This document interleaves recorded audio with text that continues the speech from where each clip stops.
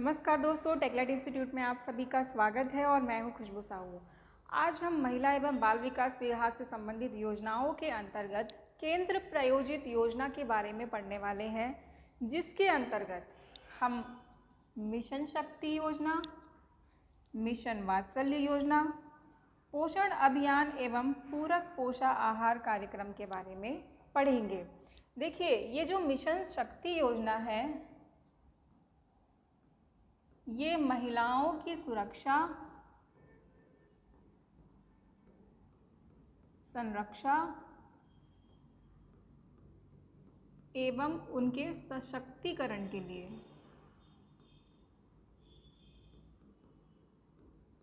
संचालित की जा रही है।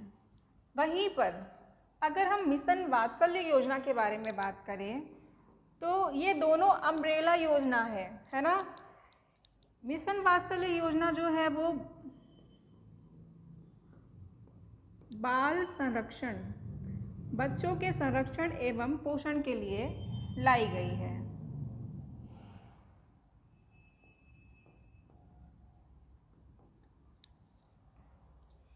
और पोषण अभियान सभी के लिए है। गर्भवती महिलाएं,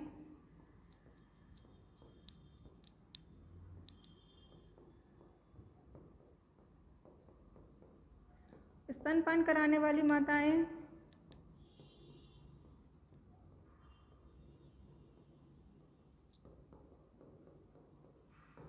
0 से 6 वर्ष के बच्चे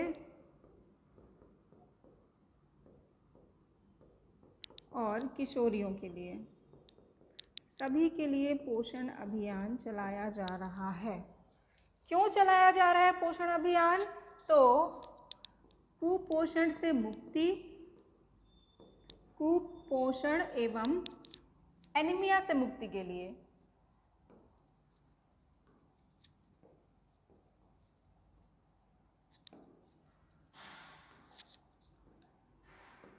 कुपोषण एवं एनीमिया से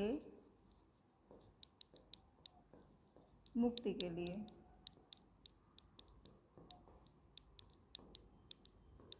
ओवरऑल आपको समझ में आ गया कि ये जो 3 मुख्य योजना है, इसका संचालन क्यों किया जा रहा है। मिशन शक्ति योजना महिलाओं की सुरक्षा, संरक्षा एवं सशक्तिकरण के लिए। इसके अंतर्गत भी 2 घटक हैं। यहाँ पर देखिए, पहला सामर्थ्य घटक है और दूसरा संबल घटक है। तो सामर्थ्य घटक के अंतर्गत महिला सशक्तिकरण के लिए योजना संचालित की जा रही है। वहीं पर संबल घटक के अंतर्गत महिलाओं की सुरक्षा के लिए योजनाएं संचालित की जा रही है। इतना समझ में आ गया? ओवरऑल अगर आपको ये समझ में आ गया तो हम क्या पढ़ने वाले हैं, कैसे पढ़ने वाले हैं, किस डायरेक्शन में पढ़ने वाले हैं, ये भी आपको धीरे धीरे क्लियर हो जाएगा। अब देखिए, मिशन शक्ति योजना के अंतर्गत हम सामर्थ्य घटक के अंतर्गत प्रधानमंत्री मातृ वंदना योजना, महिला सशक्तिकरण केंद्र, शक्ति सदन और सखी निवास के बारे में पढ़ेंगे। और मिशन शक्ति के संबल घटक के अंतर्गत सखी वन स्टॉप, बेटी बचाओ बेटी पढ़ाओ और महिला हेल्पलाइन नंबर के बारे में पढ़ेंगे। उसके बाद हम मिशन वात्सल्य योजनाएं और उसकी संस्थाओं के बारे में पढ़ेंगे। और सबसे लास्ट में पोषण अभियान एवं पूरक पोषाहार कार्यक्रम के बारे में पढ़ेंगे। तो स्टार्ट करते हैं आज का लेक्चर। सबसे पहले हम बात करेंगे मिशन शक्ति योजना के बारे में। तो देखिए, ये जो मिशन शक्ति योजना है, सबसे पहली बात ये केंद्र प्रायोजित योजना है। इसका टैगलाइन क्या है? नारी सुरक्षा, नारी सम्मान, नारी स्वावलंबन। मिशन शक्ति, शक्ति मतलब महिलाओं को सशक्त करना। ठीक है, तो यहाँ से देखिए, जो भी योजना का नाम है, उस योजना के नाम से आपको समझना पड़ेगा कि उसके अंतर्गत क्या है, क्या फैसिलिटी प्रोवाइड की जा रही है और ये फैसिलिटी किन्हें प्रोवाइड की जा रही है। क्योंकि हम सब कुछ याद नहीं रख सकते। अगर हम डायरेक्ट आंगनबाड़ी से या फिर महिला एवं बाल विकास की योजनाओं से कनेक्टेड हैं तब तो हमें क्लियर रहेगा, लेकिन हम पहली बार पढ़ रहे हैं इन सब चीज़ों को, जो खुली सीधी भर्ती के कैंडिडेट्स हैं अगर वो पहली बार पढ़ रहे हैं तो उनको दिक्कत होगा ये सब याद करने में, और हो सकता है कि एग्जामिनेशन हॉल में आपको कन्फ्यूज़न भी हो जाए। तो इसके लिए आपको नाम से ही समझना पड़ेगा कि इसके अंतर्गत क्या फैसिलिटी प्रोवाइड की जाने वाली है, क्या बोला जा रहा है। तो देखिए इसके सामर्थ्य घटक के अंतर्गत क्या क्या योजनाएं हैं। उज्ज्वला गृह योजना, स्वाधार गृह योजना, इसे भी हम देखेंगे डिटेल में। Working women hostel, national क्रैच scheme और प्रधानमंत्री मातृवंदना योजना, ये एम्पावरमेंट ऑफ वुमेन के लिए है सामर्थ्य घटक के अंतर्गत। ठीक है, वहीं पर संबल घटक के अंतर्गत for safety and security of women, one stop centre, women helpline number 181, Beti Bachao Beti Padhao योजना और नारी अदालत। ठीक, इतना समझ में आ गया। इसे अम्ब्रेला योजना क्यों कहा जाता है? देखिए ये बहुत सारे स्कीम एक साथ जुड़े हुए हैं ना, इसलिए इसे अम्ब्रेला योजना कहा जाता है। अब आगे हम देखते हैं प्रधानमंत्री मातृवंदना योजना को। नाम से समझो, मातृवंदना योजना किससे रिलेटेड है? तो माता से रिलेटेड है। यहाँ से आपको समझ में आ रहा है कि ये माता से रिलेटेड है। तो इस योजना की शुरुआत जो है वो 1 जनवरी 2017 से की गई है। मतलब अब इसे कितने साल हो चुके हैं? लगभग 6 साल हो चुके हैं। इस योजना के अंतर्गत किसी भी गर्भवती या फिर स्तनपान कराने वाली माता को 5,000 रुपये की नगद राशि प्रोवाइड की जाती है सरकार के द्वारा। ये जो 5,000 रुपये हैं या तो महिला के बैंक के खाते में डायरेक्ट या तो उसके डाकघर के खाते में ट्रांसफ़र किए जाते हैं, लेकिन ये जो 5,000 की राशि है ये 3 किस्तों में प्रोवाइड किए जाते हैं, है ना। तो ये आपको ध्यान में रखना है कि पहली बात तो ये 2017 से प्रारंभ हुआ है। दूसरा, कोई भी महिला जो है वो 19 वर्ष या उससे अधिक होनी चाहिए, क्योंकि सरकार भी ये कहती है कि किसी भी लड़की का विवाह जो है 18 वर्ष से अधिक में होना चाहिए, और किसी भी महिला को बच्चा, कोई भी महिला जो है वो गर्भवती 18 वर्ष के बाद होनी चाहिए। इसलिए यहाँ पर एज क्राइटेरिया रखा गया है 19 वर्ष या उससे अधिक उम्र की गर्भवती महिला और स्तनपान कराने वाली माता। समझ में आ गया ये आपको? ठीक है। अगला, महिला सशक्तिकरण केंद्र हब। क्या समझ में आ रहा है आपको? देखिए ये जो महिला सशक्तिकरण केंद्र हब है ये 15 अगस्त से प्रत्येक जिले में संचालित किया जा रहा है। क्या किया जाता है यहाँ पर? तो महिलाओं के लिए संचालित योजना का अनुसरण, समीक्षा, समन्वय तथा मिशन के कार्यों में सहयोग स्थापित करना। क्या तात्पर्य है इसका?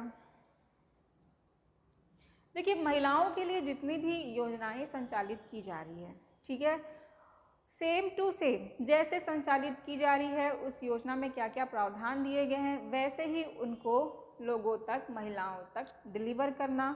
ठीक है, उन योजनाओं का विश्लेषण करना, उन योजनाओं को हेल्प प्रोवाइड करना और उनका समन्वय करना। ठीक है, मतलब कि उनके साथ मिलजुल कर कार्य करना। ओवरऑल हम ये समझ जाएं कि महिला सशक्तिकरण केंद्र का क्या तात्पर्य है। तो ये तात्पर्य है कि जितनी भी योजनाएं चल रही है महिलाओं के लिए उन सभी स्कीम को कैसे हम सामान्य लोगों तक पहुंचा सके उसके लिए सहायता प्रदान करती है ये महिला सशक्तिकरण केंद्र। अब इसकी 3 बॉडी है, एक राष्ट्रीय स्तर पर राष्ट्रीय महिला सशक्तिकरण केंद्र है, राज्य के स्तर पर राज्य महिला सशक्तिकरण केंद्र है और प्रत्येक जिलों में जिला महिला सशक्तिकरण केंद्र स्थापित किया गया है। ठीक है। सखी निवास, सखी निवास क्या समझ रहे हैं? सखी निवास से आप दोस्त का घर, यही हम समझेंगे ना एक सामान्य भाषा में। तो निवास मतलब कि घर। तो यहाँ पर क्या किया जा रहा है इस स्कीम के माध्यम से कि किसी भी महिला कोई कामकाजी महिला है या फिर पढ़ने लिखने वाली बालिका है, उन सभी को शहरी क्षेत्र में हॉस्टल प्रोवाइड करना। ऐसा हॉस्टल जैसे उसे लगे कि हाँ ये मेरे दोस्त का ही घर है। समझ में आ रहा है? मैं आपको ये केवल समझाने के लिए एक्सप्लेन कर रही हूँ, ऐसा है ना। सखी निवास क्या है? तो कामकाजी महिलाओं और उच्च शिक्षा प्राप्त कर रही बालिकाओं के लिए हॉस्टल की सुविधा उपलब्ध करा रही है सरकार जो है। इसमें केंद्र शासन का 60 और राज्य शासन का 40% का योगदान है। ठीक है, इतना समझ में आया? अभी कहाँ कहाँ संचालित किया जा रहा है? तो चूंकि शहरी क्षेत्रों की बात की जा रही है तो शहरी क्षेत्रों में होगा। तो कहाँ कहाँ है? तो रायपुर, बिलासपुर, धमतरी और रायगढ़ में कुल 6 सखी निवास का संचालन किया जा रहा है। हो गया? आगे बढ़ते हैं। शक्ति सदन, क्या समझ में आ रहा है आपको नाम से कि महिलाओं को एम्पावर करने के लिए कोई सदन होगा, ऐसा ही कुछ है ना। ठीक है।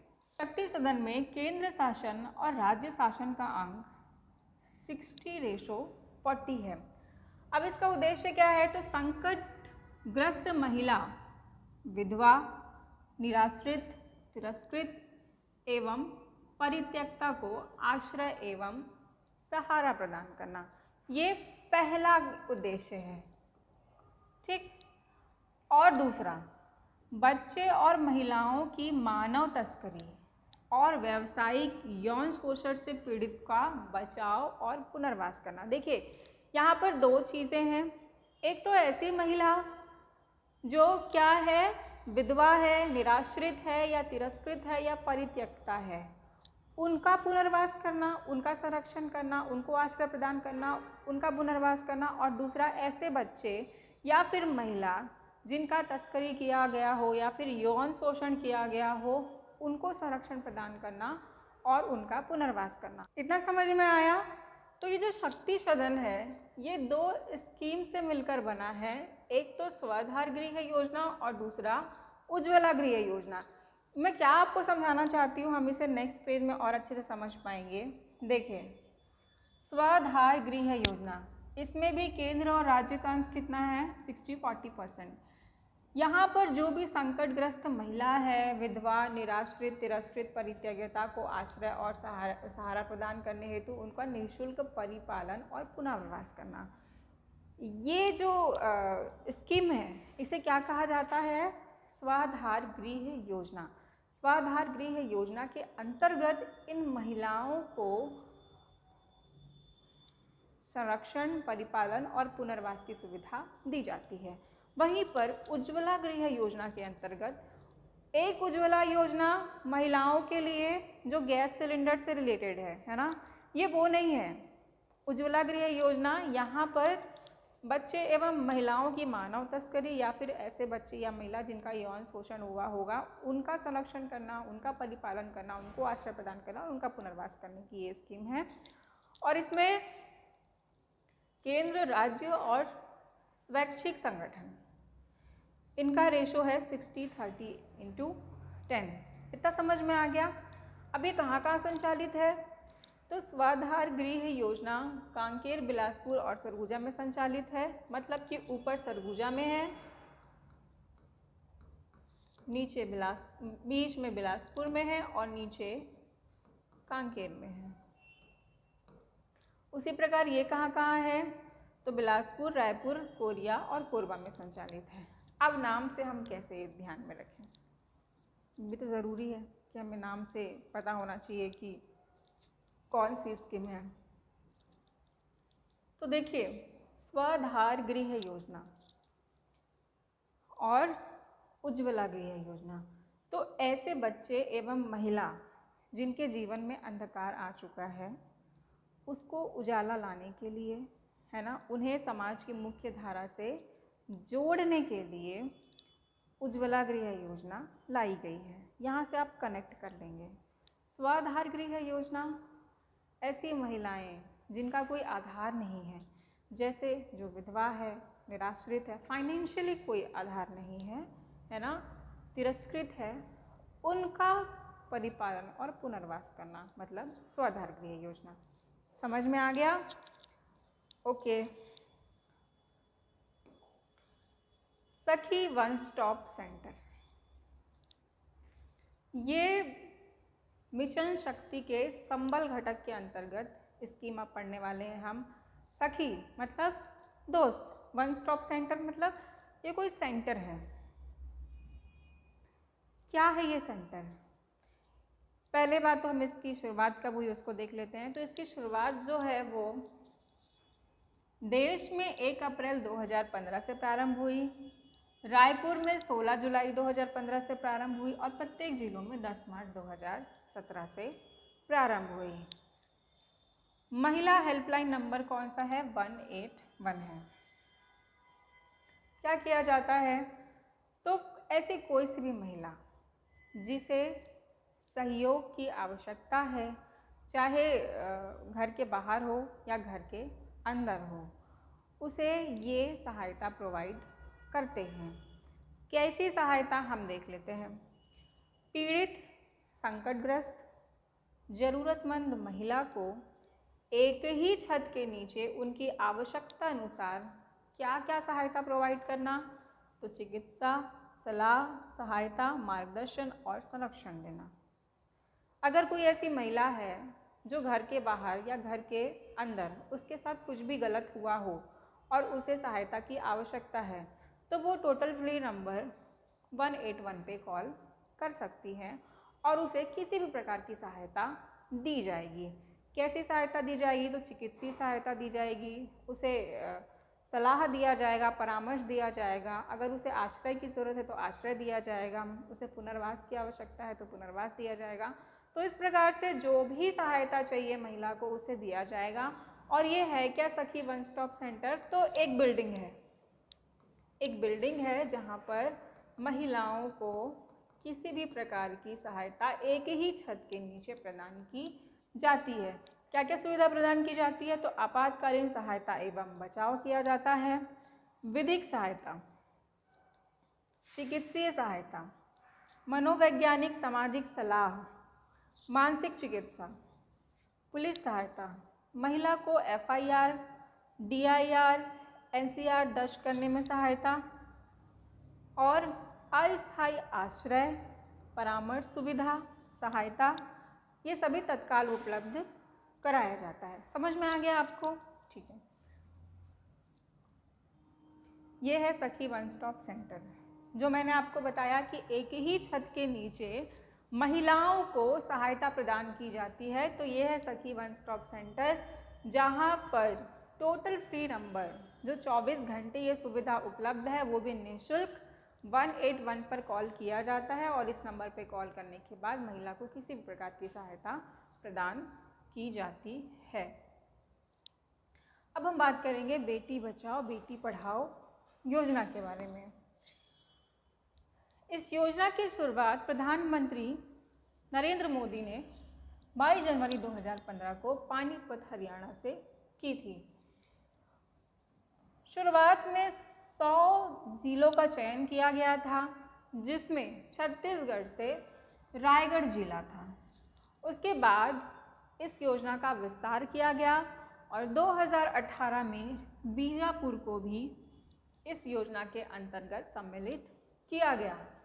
2022-23 में प्रत्येक जिले में अब इसका संचालन किया जा रहा है। इतना समझ में आ गया? ये ध्यान में रखिएगा कि छत्तीसगढ़ से कौन कौन से जिले पहले सम्मिलित किए गए, तो रायगढ़ और फिर उसके बाद बीजापुर। 22-23 से प्रत्येक जिले में संचालित किया जा रहा है और इसका प्रारंभ कब हुआ था? तो 2015 में हुआ था। इसका कार्यान्वयन किस किस मंत्रालय के द्वारा किया जाता है? तो हम जितने भी स्कीम पढ़ रहे हैं सबका कार्यान्वयन महिला एवं बाल विकास विभाग के द्वारा तो किया ही जाता है। ये आपको बताने की भी आवश्यकता नहीं है, ये अंडरस्टूड होना चाहिए। इसके अतिरिक्त देखिए, स्वास्थ्य परिवार कल्याण मंत्रालय और मानव संसाधन मंत्रालय के द्वारा इस योजना का संचालन किया जाता है। अब क्या उद्देश्य है? तो बच्चों के जन्म के समय लिंग चयन तथा विभेद को समाप्त करना। इस योजना के संचालन से क्या हो रहा है, तो लिंगानुपात में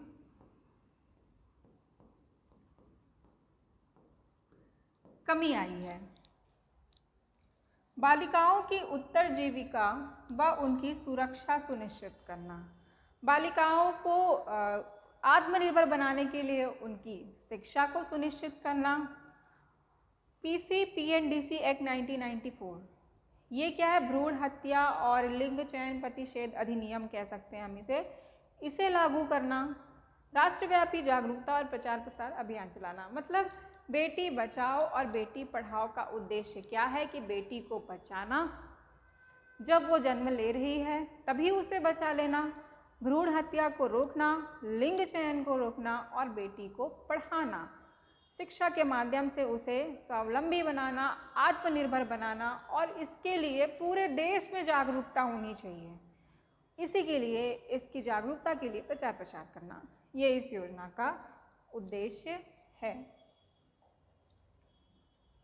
महिला हेल्पलाइन नंबर 2016 से महिला हेल्पलाइन नंबर 181 हमारे बीच में है। क्या उद्देश्य है इस नंबर का, घर के भीतर या बाहर किसी भी रूप में पीड़ित व संकटग्रस्त महिला को त्वरित सहायता उपलब्ध कराना। कुल दर्ज प्रकरण अभी तक 18,156 है और निराकृत प्रकरण, मतलब इसमें कितनों को सॉल्व कर दिया गया है, तो 15,219 को। आपको यहाँ से बस इतना ही सवाल पूछा जाएगा कि महिला हेल्पलाइन नंबर क्या है, तो क्या है, 181 है। अब हम बात करेंगे मिशन वात्सल्य के बारे में। मिशन वात्सल्य, इसके टोटल यहाँ पर 6 कंपोनेंट्स आपको दिख रहे होंगे। किन कंपोनेंट्स को मजबूत करना है, किन कंपोनेंट्स को विकसित करना है, किसके लिए, बच्चों के संरक्षण के लिए। तो देखते हैं, स्टैट्यूटरी बॉडी मतलब सांविधिक निकाय, सर्विस डिलीवरी स्ट्रक्चर, सेवा वितरण संरचना, इंस्टीट्यूशनल केयर एंड सर्विसेज, संस्थागत देखभाल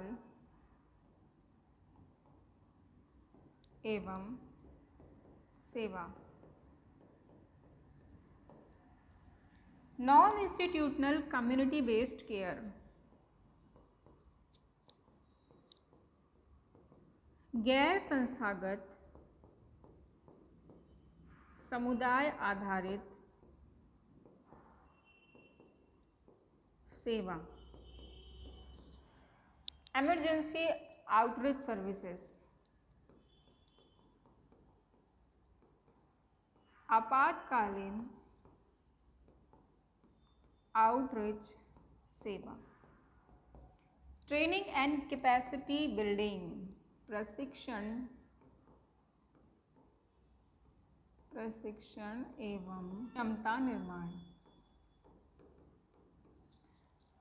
बच्चों से संबंधित इन 6 सेक्टर्स में विकास करना, इनको मजबूत करने का कार्य किसका है, मिशन वात्सल्य योजना का है। स्टार्ट करते हैं।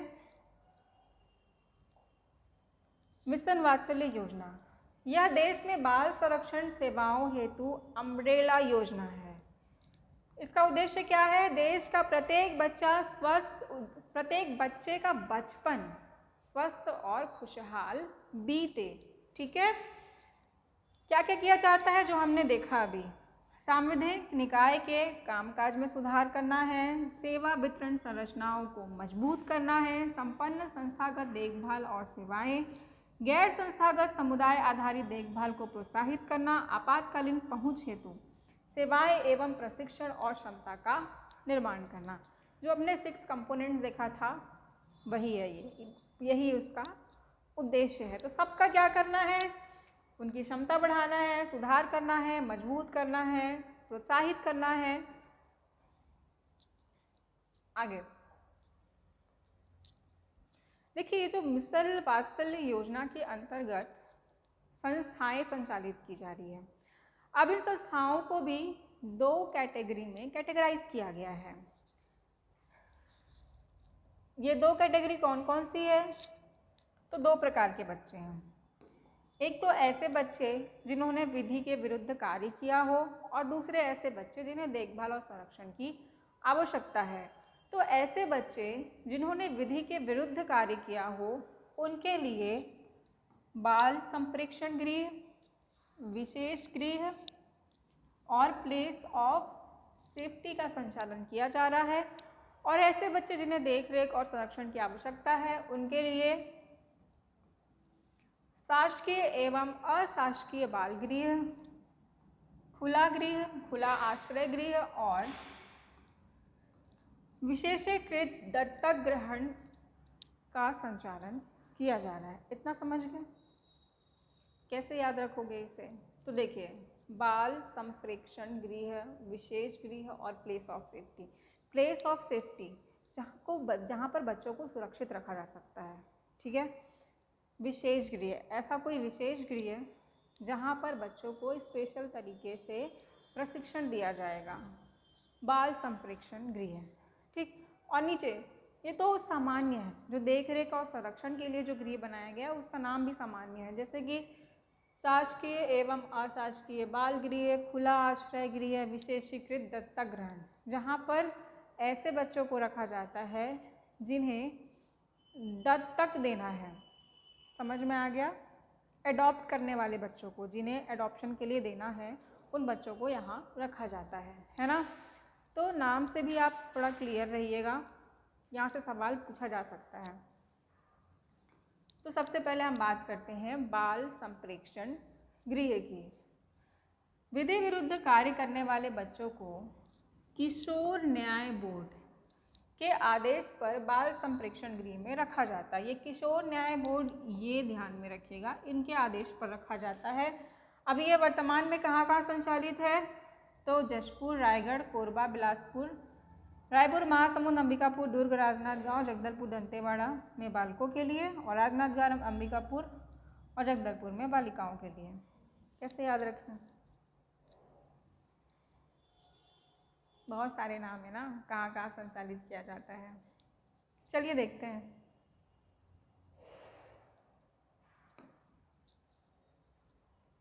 देखिए, कुछ बेसिक नाम हैं जो आपको ध्यान में रखना है। राजनांदगांव, अंबिकापुर, एक सेकंड,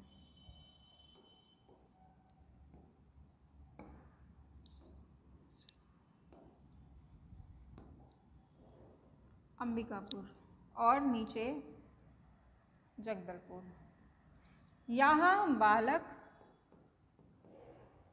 एवं बालिकाओं दोनों के लिए है। इसके बाद क्या क्या बच गया? तो इधर जगदलपुर यहाँ आएगा ना,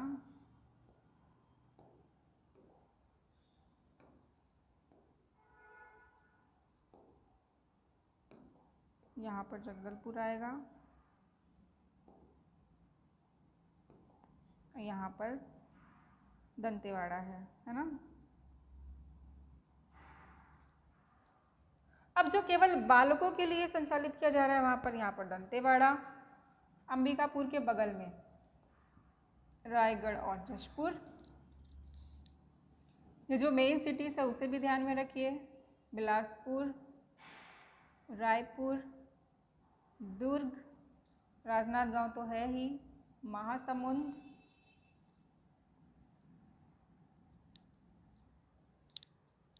इतना ध्यान में रहेगा। कितने हो गए? 1 2 3 4 5 6 7 8 9 10। अब क्या बच गया? देखो क्या बच गया है। जशपुर, जशपुर, रायगढ़ हमने देख लिया था। जशपुर, रायगढ़, कोरबा, बिलासपुर, रायपुर, महासमुंद, अंबिकापुर, दुर्ग, राजनांदगांव, जगदलपुर, दंतेवाड़ा बालकों के लिए। समझ में आ गया कैसे याद रखना है? तो हमें ऐसे मैप में एक बार आप लोकेट कीजिए सारे एरिया को और उसके बाद उसे याद रखिए। मिशन वात्सल्य की योजनाएं एवं संस्थाएं, इसके अंतर्गत हम अब विशेष गृह को पढ़ेंगे। बाल संप्रेषण गृह क्या था कि विधि के विरुद्ध कार्य करने वाले बच्चों को वहाँ रखा जाता है। अब यहाँ पर ऐसे बच्चे जिन्हें दोषी पाया गया है और ऐसे बच्चे जिन्होंने विधि के विरुद्ध कोई बहुत ही गंभीर कार्य किया है, उन दोनों बच्चों को विशेष गृह में रखा जाता है। ये कहाँ कहाँ है? तो दुर्ग, बिलासपुर, जगदलपुर एवं अंबिकापुर में है। और ये बालकों के लिए, बालिकाओं के लिए राजनांदगांव, जगदलपुर एवं अंबिकापुर। तो देखिए, बाल संप्रेक्षण गृह भी बालिकाओं के लिए इन्हीं 3 स्थानों में था, है ना। बालकों के लिए थोड़ा अलग है, जगदलपुर, अंबिकापुर, उधर दुर्ग, बिलासपुर है ना। तो ये ध्यान में रखना आप।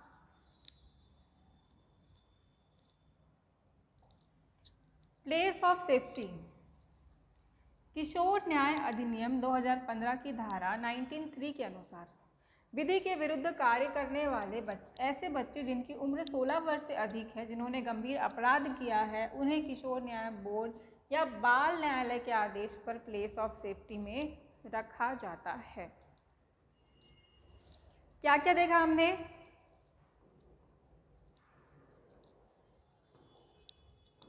पहला, बाल संप्रेक्षण।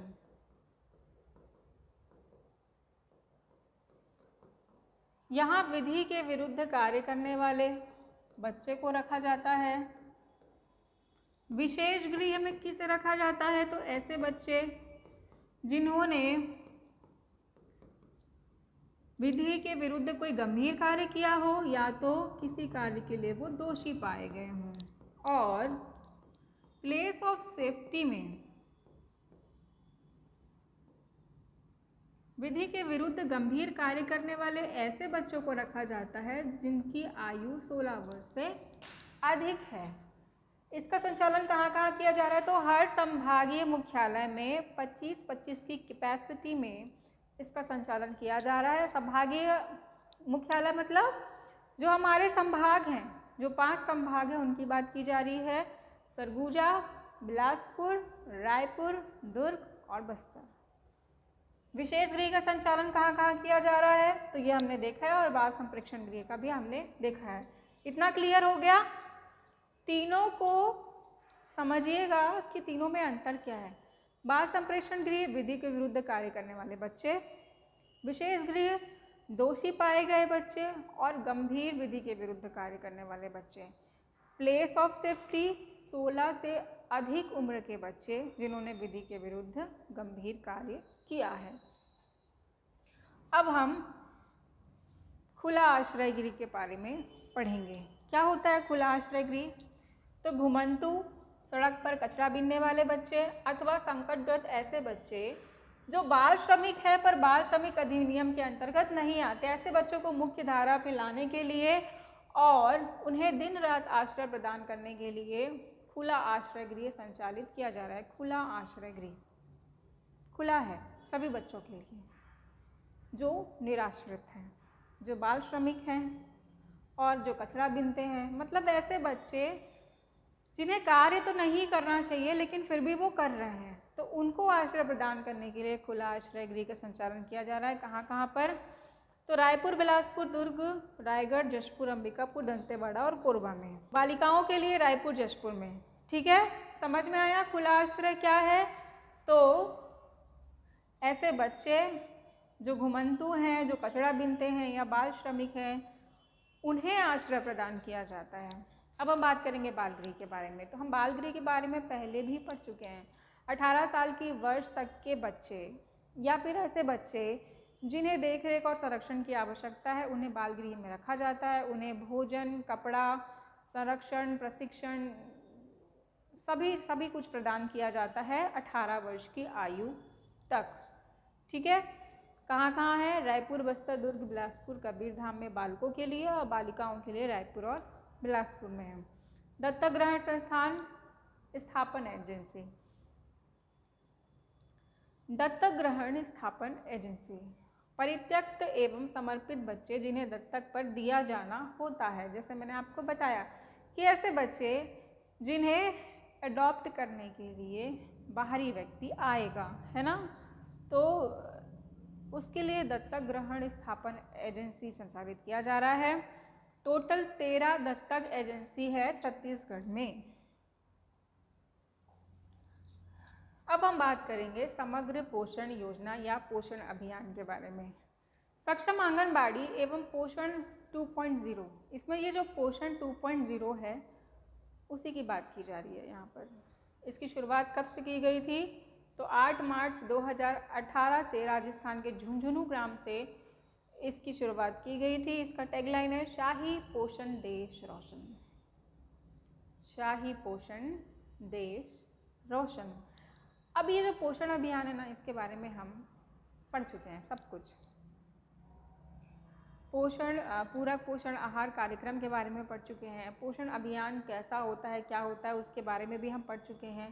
कहाँ पढ़ चुके हैं? तो जब हम ICDS की योजनाओं के बारे में पढ़े थे तभी पढ़ चुके हैं। आंगनबाड़ी केंद्र में जो सेवाएं प्रदान की जाती है महिलाओं को, किशोरियों को, बच्चों को, वही पोषण अभियान है। फिर भी हम एक बार यहाँ पर देख लेते हैं क्या है इसका उद्देश्य।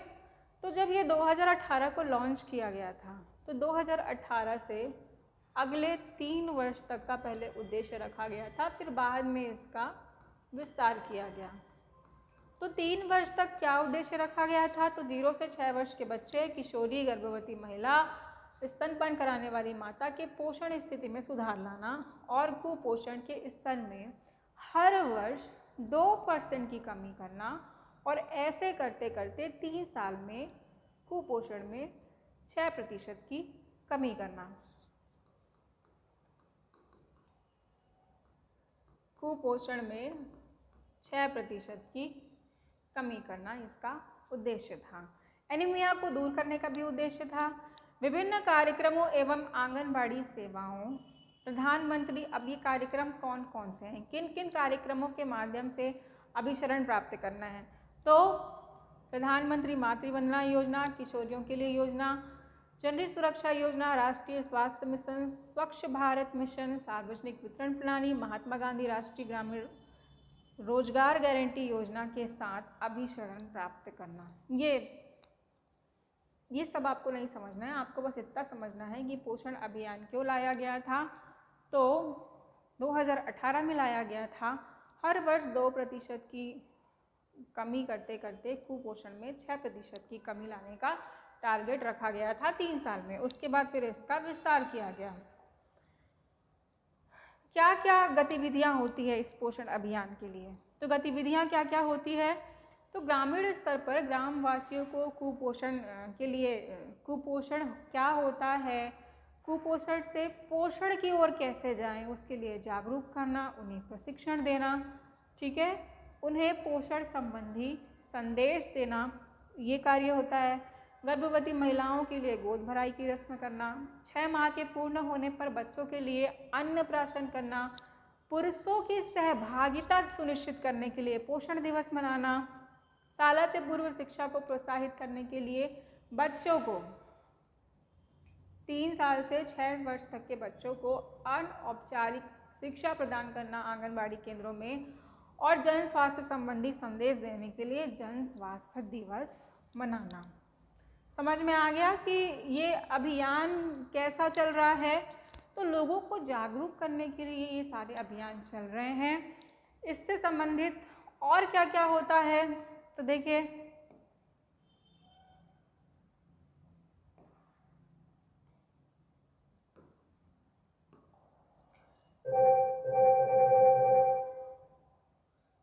सूचना के माध्यम से शिक्षा का संचार करना, पोषण माह एवं पोषण पखवाड़ा आयोजित करना। पोषण पखवाड़ा मार्च के महीने में 15 दिन तक मनाया जाता है, और पोषण माह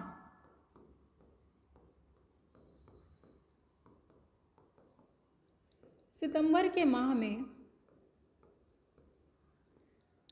राष्ट्रीय पोषण माह मनाया जाता है। यहाँ से भी सवाल आ सकता है, तो ये भी आप ध्यान में रखना।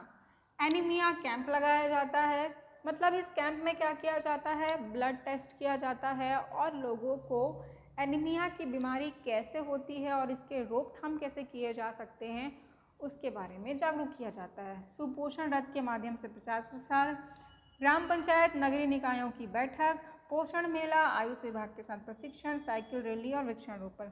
मतलब कि हर प्रकार के अभियान में हमको क्या करना है, सरकार क्या कर रही है, तो पोषण के लिए जागरूक, कुपोषण के लिए जागरूक और एनीमिया को दूर करने का कार्य कर रही है। और क्या क्या होता है, तो स्व सहायता समूह की बैठक कराई जाती है, पौष्टिक व्यंजन प्रतियोगिता की जाती है, स्कूली बच्चों को प्रतियोगिताएं की जाती है, कृषक समूह की बैठक की जाती है, युवा समूह की बैठक की जाती है, पोषण रैली निकाला जाता है और स्थानीय त्योहारों को जोड़ते हुए गतिविधियां की जाती है। समझ में आ गया, ये सारी गतिविधियां क्यों की जा रही है, तो पोषण अभियान के लिए की जा रही है। राज्य में 1 से 30 सितंबर तक पोषण माह, जैसे कि मैंने आपको बताया कि सितंबर के माह में पोषण माह मनाया जाता है ना। और क्या क्या गतिविधियां की जाती हैं, तो देखिए ऐसे आंगनबाड़ी कार्यकर्ता या सहायिका जिन्होंने पोषण अभियान में महत्वपूर्ण भूमिका निभाई है उन्हें प्रोत्साहन राशि दी जाती है। प्रोत्साहन राशि के रूप में आंगनबाड़ी कार्यकर्ता को 500 रुपये और सहायिका को 250 रुपये प्रदान किया जाता है। पोषण ट्रैक्टर ऐप, ये एक ऐप है जिसके माध्यम से आंगनबाड़ी का जो रिपोर्ट है वो देख सकते हैं। जितने भी आंगनबाड़ी की रिपोर्ट है वो इस ऐप में दर्ज किया जाता है और इस ऐप के माध्यम से डेटा का संप्रेषण किया जाता है। विभिन्न विभागों के मध्य अभिसरण, राज्य, जिला और विकासखंड स्तर पर अभिसरण बैठकों का आयोजन किया जाता है। पोषण वाटिका,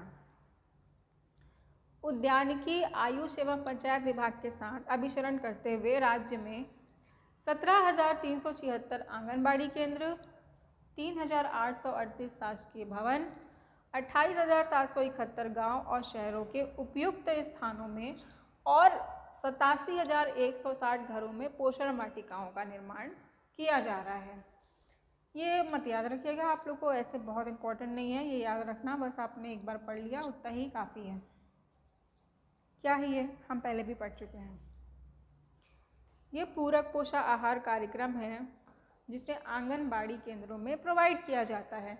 हमने देखा था 6 माह से 3 वर्ष के बच्चों को रेडी टू ईट का पैकेट दिया जाता है सप्ताह में 6 दिन। इसमें सामान्य कुपोषित बच्चे, गंभीर कुपोषित बच्चे और गर्भवती महिलाएं एवं शिशुवती माताएं आती है।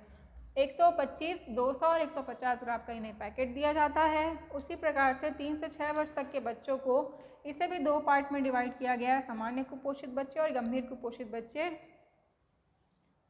सामान्य कुपोषित बच्चों को गर्म पका हुआ भोजन और नाश्ता दिया जाता है, जबकि गंभीर कुपोषित बच्चों को ये तो दिया ही जाता है, इसके साथ ही 65 ग्राम का अतिरिक्त रेडी टू ईट का पैकेट दिया जाता है। समझ में आ गया, ये हम पहले भी पढ़ चुके हैं इसलिए इसे एक्सप्लेन नहीं कर रही हूँ मैं। अब किशोरी बालिकाओं के लिए पूरक पोषण आहार के बारे में हम बात करेंगे। तो यहाँ पर आप बस इतना ध्यान रखिए कि 15,011 किशोरी बालिकाओं को रेडी टू ईट का पैकेट जो है वो प्रदान किया जाता है।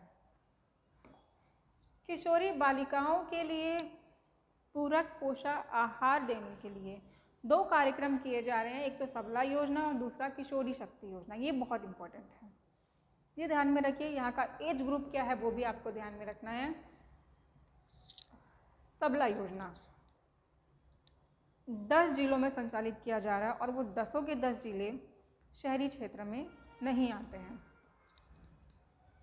गरियाबंद ऊपर से देखें तो सरगुजा, सूरजपुर और बलरामपुर।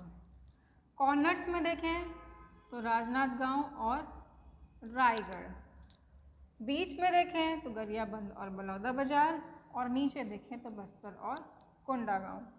क्या किया जाता है, तो 11 से 14 वर्ष तक के आयु की शाला त्यागी बालिका और 14 से 18 वर्ष तक की सभी किशोरी बालिकाओं को पूरक पोषण आहार प्रदान किया जाता है। ऐसे बच्चे जो शाला जाते हैं उनको नहीं, ऐसे बच्चे जो शाला नहीं जाते उनमें 11 से 14 वर्ष तक के और 14 से 18 वर्ष की सभी बालिकाओं को क्या प्रदान किया जाता है? पूरक पोषक आहार प्रदान किया जाता है। किशोरी शक्ति योजना सबला योजना को छोड़कर बाकी जिलों में संचालित है ये। इस योजना के अंतर्गत 11 से 13 वर्ष की किशोरी बालिकाओं को प्रशिक्षण दिया जाता है। कैसा प्रशिक्षण दिया जाता है? तो व्यावसायिक प्रशिक्षण तथा स्वास्थ्य प्रशिक्षण दिया जाता है।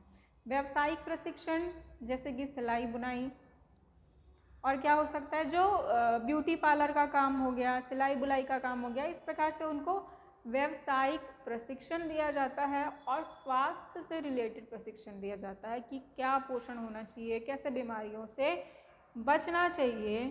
शाला त्यागी बालिकाओं को आंगनबाड़ी केंद्रों से जोड़ने का भी कार्य किया जाता है। समझ में आ गया? सबला योजना केवल पूरक पोषण आहार का कार्यक्रम है। एज क्राइटेरिया 11 से 14 और 14 से 18 सभी बालिकाओं को। लेकिन किशोरी शक्ति योजना किशोरियों को सख्त बनाना है, सशक्त बनाना है, सशक्तिकरण करना है उनका। उसके लिए 11 से 13 वर्ष की किशोरी बालिकाओं को प्रशिक्षण दिया जाता है। कैसा प्रशिक्षण? तो व्यावसायिक और स्वास्थ्य से संबंधित प्रशिक्षण दिया जाता है। राष्ट्रीय शिशु गृह क्रच योजना। शिशु गृह बच्चे का घर। कैसा घर? तो जो कामकाजी महिलाएं होती हैं उनके बच्चों की देखभाल के लिए ये राष्ट्रीय शिशु गृह योजना की शुरुआत 2017 में की गई थी। इसका पूर्व नाम राजीव गांधी राष्ट्रीय कृषि योजना था। ये ध्यान में रखिएगा।